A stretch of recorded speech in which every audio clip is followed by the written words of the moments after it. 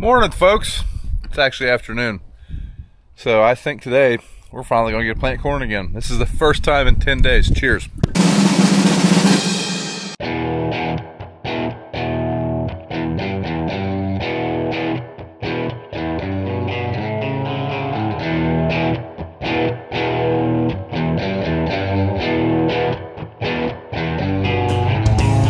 So we got to load the planter up. I did not load the planter during the rain delay because I didn't know where I'd be planting first, and I didn't know which variety to put in. Because depending on where we were going, it's going to depend on what variety we needed. I know now. So we get the planter loaded up and we're going to head over there. We got 100 acres that are pretty good shape.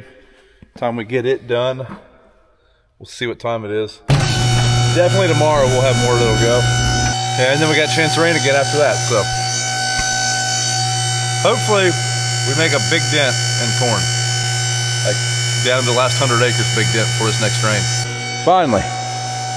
Nothing sucks worse than not doing anything for 10 days. Good news is we got plenty of moisture now.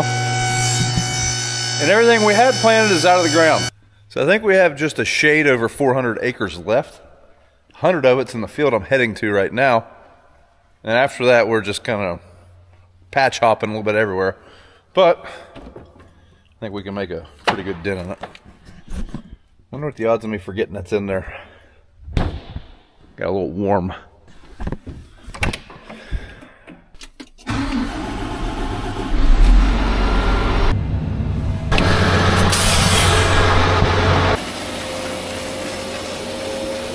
So today we will be planting a Seed Consultants 1094. Oddly enough, this corn that we're about to put in, I meant to plant on this farm a long time ago. I believe the first planting video, I said, hopefully we'll come back here in a few days and plant this field. But we didn't want to plant it that first day because that field had been flooded and still had some drift in it. And also it had just been stripped. Well, that was 3 weeks ago. Due to weather delays, we're just now getting to her. It was not who they were looking for.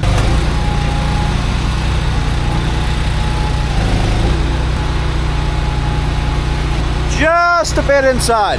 Forgot you guys, but we're loaded. And we're ready to roll. After we get our monster out of the fridge. Ah, yes, the railroad crossing. My wife used to call this the railroad farm because of this crossing. I don't know, she might still call it that. But if I called her and said I needed her to bring me something, I'd have to tell her the railroad farm. Here we are, 98 acres in this field, I believe. Let's see if we can get it done. We should be able to get it done pretty easily. As you can see, it's a little gravelly.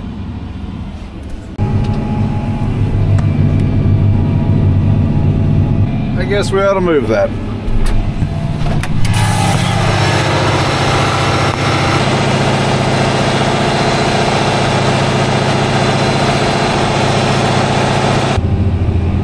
Days ago in a live stream, someone asked, how does the strip till bar do on the end rows with a 16-row strip till bar and a 24-row corn planter? Well, you're not always lined up, and that's okay. We do the best we can. It wouldn't have mattered if we had a 12-row and a 12-row. Going around curves and stuff, you're not going to be perfect. For the most part, it does seem to do pretty good. For the most part, it does pretty good. When we go around this big curve up here, we won't be lined up. And it just is what it is. You can't get it all the time, but in the center of the field, for the most part, the rows line up really well. One place where they will not, there's some roll in this field, and there'll just be some side drafting on that strip till bar, and even this corn planter, where the tractor's locked on the line going straight, but the implement will start pulling down the hill a little ways. Nothing we can do about that without a steerable hitch or implement guidance, neither of which we have on our particular strip till rig. So this field is one of the ones that flooded. You can see the water line right there where those stalks are. Created some bare dirt here. Nothing. I don't think we had any. I don't think we had a lot of erosion or anything, but all the bean residue that wasn't attached to the ground is now gone. That's less than ideal. That's organic matter we're losing, a little bit of fertilizer we're losing. But That's part of the risk of farming by the river. So the river is right there on the other side of those trees. That's the Scioto River. Yeah, just got that lean going. I'll show you the view back there, but you can't see nothing. You can see it over there, maybe. That's one thing about the strip till. Where the strip till ran, it is dry there. But there's still moisture underneath. That said, the conditions are good. We did not try to rush this. It's very difficult to not want to rush in whenever you feel like you're behind the gun a little bit.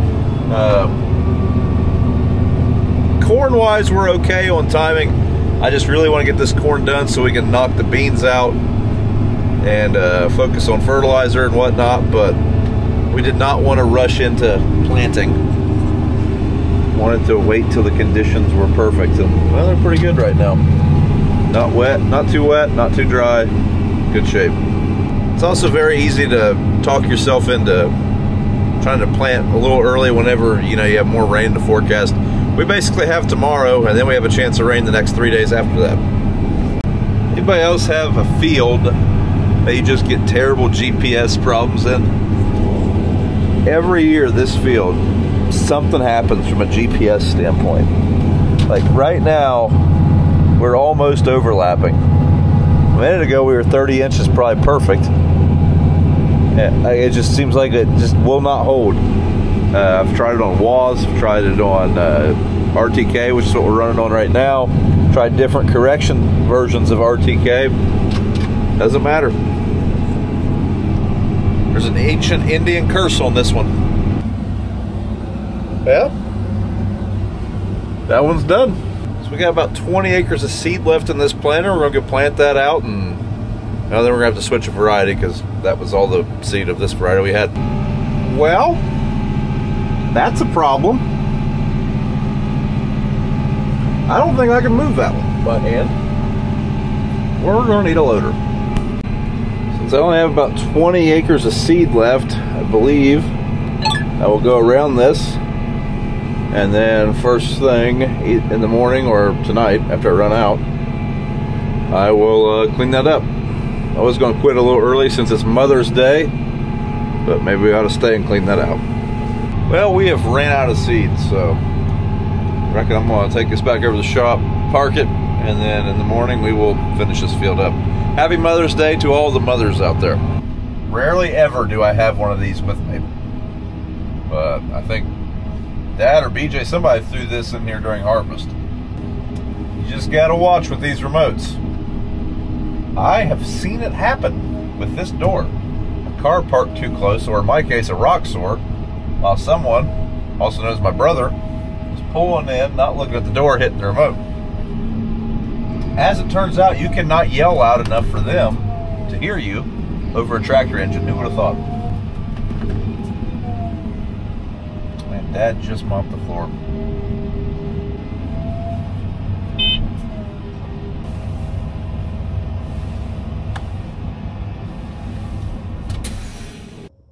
Hey everybody, thanks for watching.